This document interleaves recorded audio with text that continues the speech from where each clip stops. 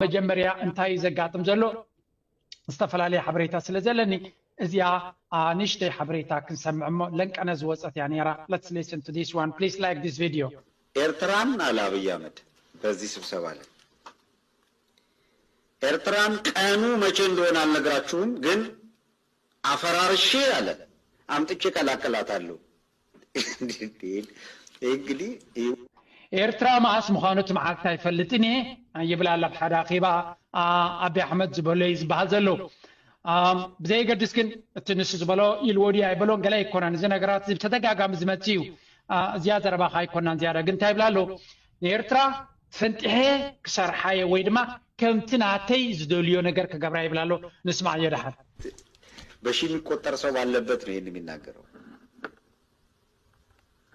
መቼ እንደሆነ ቀኑን አልነግራችሁም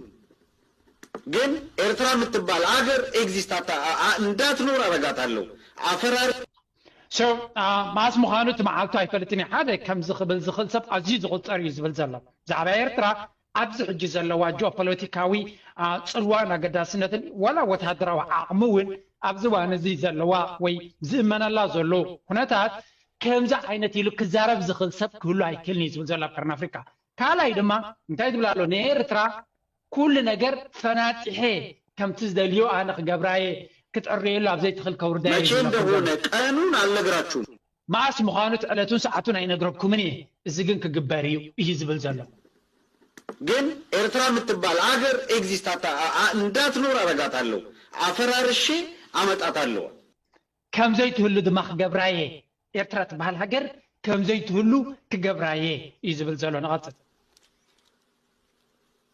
ይሄ ብቻ አይደለም አምጥቼ ቀላቀላታለሁ ካለ በኋላ አሰብን ብቻ ሳይሆን ነው ያላቸው አሰብን ብቻ ሳይሆን ቀይ ባህርን ጨምሮ ባለቤት ስለምንሆን ሰው እቲ ዕላማ ድማ ኣብዚ ዝብሎ ዘሎ ከምቲ ካሊ ብፅሑፍ ዝብሎ ዓሰብ ገለመለ ዘይኮነ ንዓሰብ ጥራይ ኮንኩን ዝደሊ ዘለኹ ንብሙሉ እቲ ሃገር እየ ዝደሊ ዘለኹ እዩ ዝብል ዘሎ ስምንስማዕ ጥራይ ድሓን ባለቤት ስለምንሆን ኤርትራ የምትባል ሀገር አትኖርም ማለት ዋናታታ ንሕና ክንከውን ስለዝኾና ድማ ኤርትራ ዝበሃል ዓሰብ ገለ ዘይኮነስ ኤርትራ ዝበሃል እውን ክህሉ ይኮነን እዩ ዝብል ዘሎ እና አፈርሳታለሁ አምጥቼ ቀላቀላታለሁ ቀኑ ብቻ ነው የማልነግራችሁ አላቸው አፍሪሴ ፋሕፋሕ አቢለ ኣብ ውሽጥና ክእትዋየ ማዓስ ምዃኑ ዕለቱን ሰዓቱን ግን ክነግረኩም ኣይኮንኩን ይብላል ይህንን ማስታወሻ እየያዙ ሕጂ ዝዛረባ ግን ኣዝያ ኣገዳሲት ያስምዕዋ ይሰሙታል ያዳምጡታል ለይቶለታል ይሄ ሰው አብዷል ሳይሆን በቃ ዝም ብለው ያለ አንድ ኮሽታ ተመስጠው ይሰማሉ ቀጠለ አብይ አህመድ ስራ እየሰራን ነው ለቀይ ባህርና ለአሰብ እንቅፋት የሆነብን የኤርትራ ህዝብ ሳይሆን ህዝቡን አንበርክኮ እየገዛ ያለው መንግስት ነው አለ ተመልከት ካለ ድማ አገዳስ እንታይ ይብላሎ እና ስራሕና ኢና ዘለና ስራሕና ንቕፅል ኣለና ኢና ንኤርትራ ወይ ካነት ቀይ ባህርን ዓሰብ ንኸይንጥቀምክን እንታይ ደኣ እቲ ንህዝቢ ኤርትራ አንበርኪኹ ጨፍሊቁ ሒዝዎ ዘሎ ስርዓትን መንግስትን ንስዩ ሒዝና ዘሎ እዩ ዝብለኩም ዘሎ ስራ እየሰራን ነው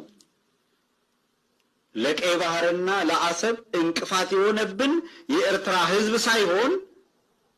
ህዝቡን አንበርክኮ እየገዛ ያለው መንግስት ነው አለ ተመልከት ህዝቡን አንበርክኮ እየገዛ ያለው መንግስት ነው እንጂ እንቅፋት የሆነብን የኤርትራ ህዝብ አይደለም ለአሰብ ሳይሆን ለቀይ ባህር ነው ያለው ለቀይ ባህርም ለአሰብም እንቅፋት የሆነብን እሱ ስለሆነ አፍርሼ አምጥቼ ቀላቀላታለሁ ለዛ ደግሞ ስራ እየሰራን ነው so again ህዝቢ ኤርትራ ዘይኮነቲ ፀገም ኮይኑና ዘሎ እቲ መንግስቲ ኤርትራ እቲ ህዝቢ ኤርትራ ጨቁኝ ዘሎ መንግስቲ ንስዩ ፀገም ኮይኑና ዘሎ እዮም ዝብሉ ዘለዉ again ጽኔልና ብዝተፈላለየ መንገዲ ክንሪኦ ኢና እዚ ኣቢ ኢልወዲ ኣይበሎን ኣይኮነን ትሕቶ ኣብዚ ኣብ እንተዘይብሎ ነይሩ ወፂኡ ስቴትመንት ክቡ ምኻል ብተደጋጋሚ ዝመፁ ዘሎ ዘረባ እዚ ግን ንምንታይ እዩ ጽኒዕልና ክንሪኦ እየሰራለሁ እዛ ያለውን አገዛዝ እናስወግደዋለን ደግሞ አለው ስራ እየሰራን ነው እዛ ያለውን አገዛዝ እናስወግደዋለን ነው ያለው شوف زيايا تكليب حنتي نقتل بريس لا يقبروا